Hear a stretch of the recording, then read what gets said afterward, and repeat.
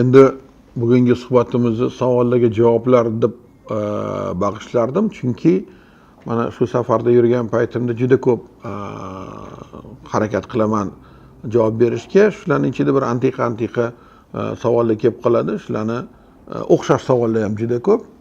Shularni bittasini olib, shu javob berib, shuni orqasidan shunga o'xshagan savollarga ham o'sha obunachilarga xabar yetkazib qo'ymoqchiman. Mana bugun bu savolni ko'rsak, assalomu alaykum, men o'g'il ko'rish niyatida vrachga borgandim.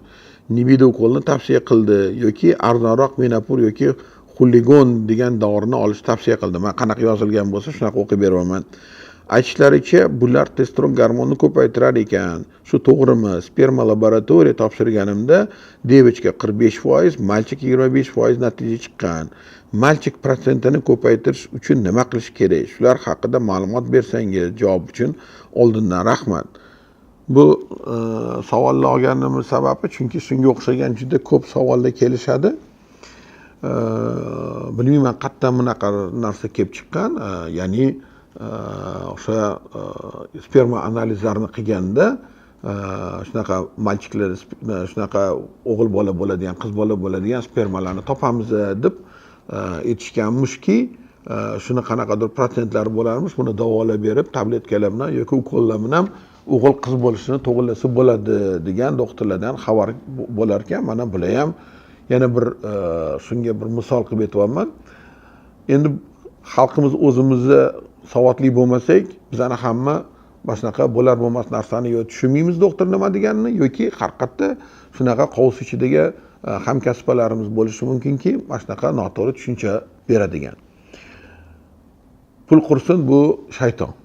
Pul olaman deb haligi doktorlar ham nima bo'lsa shu narsani qilishga harakat qilishar ekan. Bu eng katta xatoyimiz bizni. Doktor degan odam hech qachon bitta prinsip bor, meditsinani ziyon yetkazdirmagin degan. Nima qilganimizda ham ziyonga, bemorga ziyon yetkazdirmasligimiz kerak. Tibbiyotda urug'i analizini qilib, shuncha protsent o'g'il bola, shuncha protsent qiz bola sanda urug'laring degan narsa yo'q.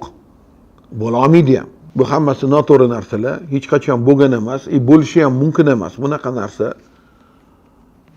Ya'ni urug' bilan o'sha qizlarnigina yoki o'g'il bo'lishini ko'paytirib qo'ygan dori darmon ham yo'q hech qayerda.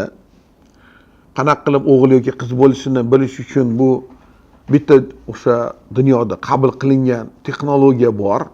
Bu ya'ni ayol kishida tuxum hujayra olinib, erini urug'i qo'yilib, embrion hosil qildiriladi-da. Agarda shu er xotinda qanaqadir kasallik bo'lsa, masalan, o'g'il bola genidan yoki qiz bola genidan o'tadigan, misol uchun o'sha kasallik bo'ladigan bo'lsa, ya'ni xromosomasidan demoqchiman. Shu holatda doktorni tavsiyasi bilan predimplantatsion genetik diagnostika qilinadi. Shu predimplantatsion genetik diagnostikada embrion o'g'il qizlikka tekshiriladi va buni ichida kasallik bormi yo'qmi ko'riladi. O'sha bizga shunaqa holat bo'lib qoladigan bo'lsa, shuni aniqlab bo'lgandan keyin kasallik yoki bor, o'sha fish diagnostika deymiz, ko'proq bu fish diagnostika orqali qilinadigan narsa. Agar o'sha kasallik topilmasa, bizga kerakli jinsli embrion olingan bo'lsa, o'g'il bo'lsa o'g'il, qiz bo'lsa qiz, shu markirovka qilinadi, keyin onasiga, bachadoniga o'rnatib qo'yiladi. Shu bilan homila rivojlanaveradi, o'sha bizga kerakli bo'lgan jinsdan. Mana bizda eko to'g'risida qonun qabul qilindi. Hamma o'sha yer yuzidagi davlatlardagi, bizda ham O'zbekistonda o'sha jinsni tanlash taqiqlangan. Bitta ikkita davlatlar bor butun dunyoda, o'sha ular ham o'sha offshore davlatlar deb men hazillashib aytaman. Ularda o'sha mana Kiprda, o'sha Turkiya tomonida yana qatlardir bor. O'shatlarda masalan borilsa, IVF laboratoriyalarida shu jinslarni doktorlar ko'rsatmasiz ham qilib berishar ekan. Lekin boshqa o'sha nufuzli davlatlarda hammasi jinslarni tanlash ruxsati yo'q. uni qo'yib qo'yadigan bo'lsa, kim nima xohlasa jins tanlayveradi-da, bu tabiatdagi o'sha 50 ga 50 bo'lgan balans buzilib ketib qoladi.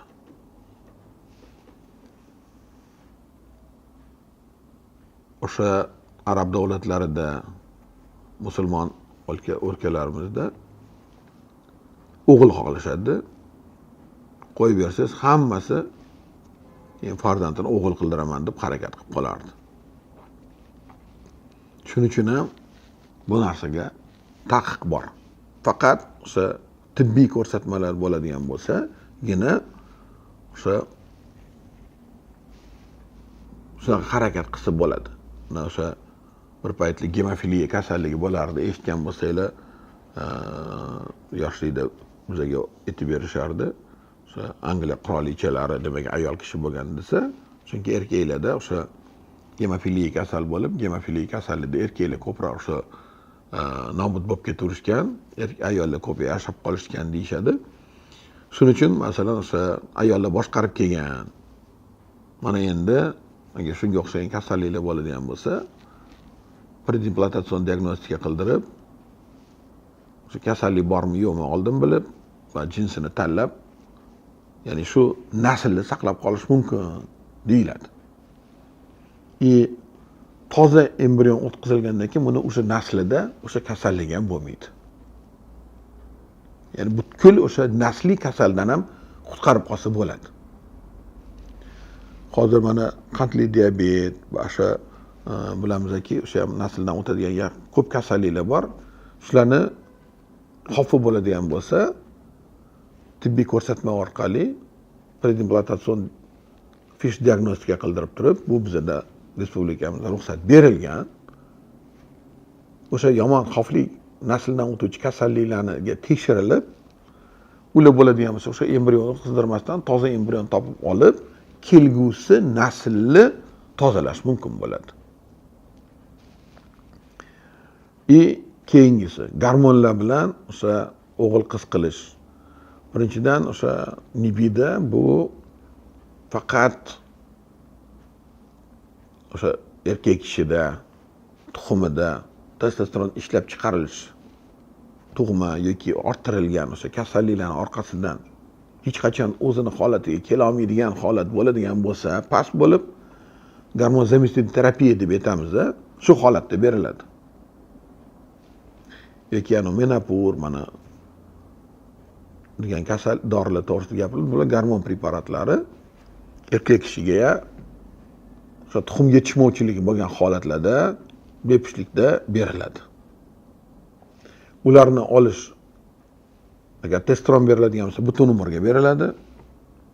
Agar o'sha menopur yoki xoregon degan dorilarimiz bor, ular beriladigan bo'lsa, o'sha 3 oydan 6 oy va undan yuqori o'sha vaqtga berish mumkinki, monitoring qildirib turib, o'sha analizlarni tekshirib turib, undan keyingina shu dorilarni effekti bormi, yo'qmi, yana davom ettirish kerakmi, yo'qmi degan savolga doktor javob berish mumkin bo'ladi.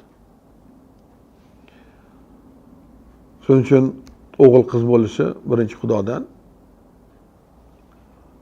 Ikkinchisi, agarda kasalliklar bo'ladigan bo'lsagina, doktoringiz sizga o'sha ko'rsatma bersagina, PhD qilib sizga yordam berish mumkin bo'ladi.